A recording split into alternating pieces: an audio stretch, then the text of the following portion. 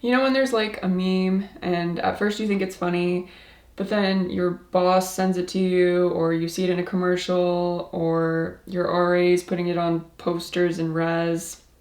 So it's safe to say at that point that it's pretty dead. But on top of that, they're not even using it correctly, and you kind of just want to kill yourself for carrying it all in the first place. Well, that's how I feel about Western feminism. In particular, feminist phrases and concepts that used to be meaningful, but that have since been run into the ground. With our good friend the internet, it's never been easier to virtue signal about how feminist you are by brandishing slogans and phrases that you don't actually understand to curry the favor of morons who also don't understand them. Without further ado, here are the origins of 5 feminist phrases or concepts that have been horribly distorted beyond their original meanings. Number 5, the personal is political. Apparently this phrase had already been in circulation by the time Carol Hanisch used it in an essay that they ended up titling it after in 1969. Back then, the personal versus political debate was about making the distinction between personal problems and politics. Hanisch defended feminist consciousness-raising groups, which were popular at the time, against the criticism that they were just a space to air your personal, private problems. Women would get together and talk about the issues they faced as women in their personal lives. Hanisch argued that although they were sort of personal problems, in talking about them together with other women and analyzing them, this made possible political action to address these problems. So the goal was to discuss and analyze the problems and use them as a jumping off point for collective action. Important to note the distinction here. While personal problems can be political problems, the solutions are never personal. You wouldn't know this from the way people use the phrase now. This phrase has come to represent something far more stupid as we've gotten more and more unable to view problems outside of a very individualistic framework. People now use the personal is political as a way to justify everything from the petty and pointless all the way to the practically antisocial. Now if someone wants to navel gaze all day about their superficial fashion choices, you might very well find them saying the personal is political. Excessive worrying about how you express your gender, what clothes you should buy, how you should wear your hair is also apparently supposed to be political by virtue of being personal somehow. Even wearing lipstick is political, apparently. And if you're not included in every single thing on the planet, your anger is righteous because your personal feelings were hurt. And remember, the personal is political. None of these really get at what this phrase was originally intended to mean. In the 1970s, women's problems were being dismissed as personal because women were separated from one another by the erosion of community bonds, and because so much of the way women suffer uniquely is through these private interpersonal situations. Problems that spring from this arrangement, like domestic violence, rape, harassment, being confined to domestic servitude, to sexual exploitation, can be personal issues, but they're also very serious. That's all very different from justifying consumption choices or being hyper self-indulgent and disguising it as self-care in the guise of the personal being political. Number 4, one is not born, but rather becomes a woman. This one is brutal. People are using it to say the exact opposite of what the phrase was originally meant to say. I don't know what gives people the nerve to quote someone that they clearly have never read or even tried to partially understand, apparently. The author of this one is Simone de Beauvoir, French feminist existentialist badass, who wrote The Second Sex. Note, it is not the second gender, it is not the second gender expression, it's not the second gender identity, it is the second sex, which you would think would be a tip-off to people about what it means. At the time that de Beauvoir wrote The Second Sex, gender roles were more strict, and being female meant to most people at the time that you were basically destined to be feminine, stereotypically feminine. So in her book, de Beauvoir refutes this, saying femininity was something imposed on girls so that they would grow up to become proper, obedient, feminine women and fulfill their woman role. In other words, women had to learn how to be society's ideal of a woman. It wasn't something inborn, de Beauvoir was saying. She really wasn't saying anything about like men becoming women or biological sex being a construct at all. The whole book is about how biological sex is the root of women's oppression, for crying out loud. That men dominate women through reproduction, which is the primary difference between the sexes. A quote from the summary actually says it beautifully.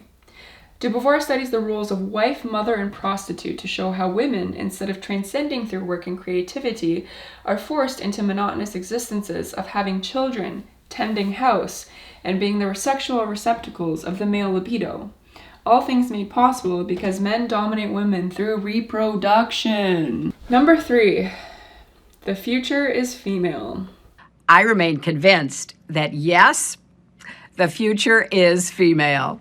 I actually had no freaking clue what the fuck this one meant. This one's only number 3, but it's probably number 1 for being most annoying because people really just repeat it mindlessly. So apparently this dates back to the early 1970s, to New York City's first women's bookstore, Labrys. How nice. The founders were lesbian feminists who wanted to create a space that wasn't just a library, but also a space for activism in women's community.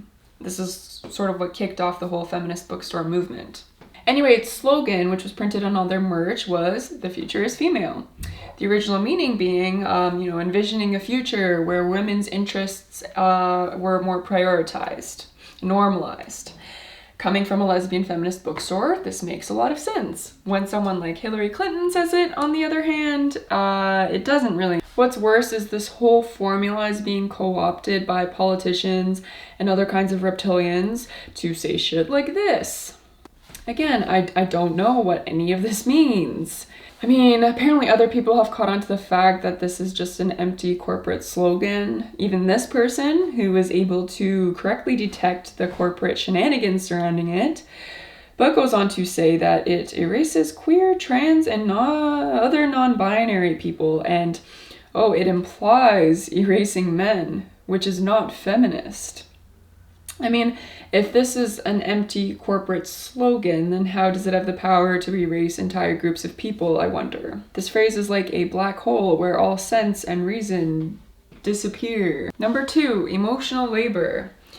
This was, I believe, originally an important and novel concept. Arlie Hochschild, I don't know if I'm pronouncing that right, is a sociologist who famously coined this term to describe the work of managing one's own emotions. This was required by certain professions, back then usually more female-dominated ones. Probably still mostly just female-dominated ones. The quintessential example being flight attendants, right? They're not just serving the people on the plane, they're also trying to keep them happy and comfortable the whole time. Emotional labor has become very blurry and over-applied. Now people talk about emotional labor anytime they have to do something that they don't want to in the home, like chores or childcare or remembering birthdays. Hochschild has clarified, like, hey, that's just regular labor.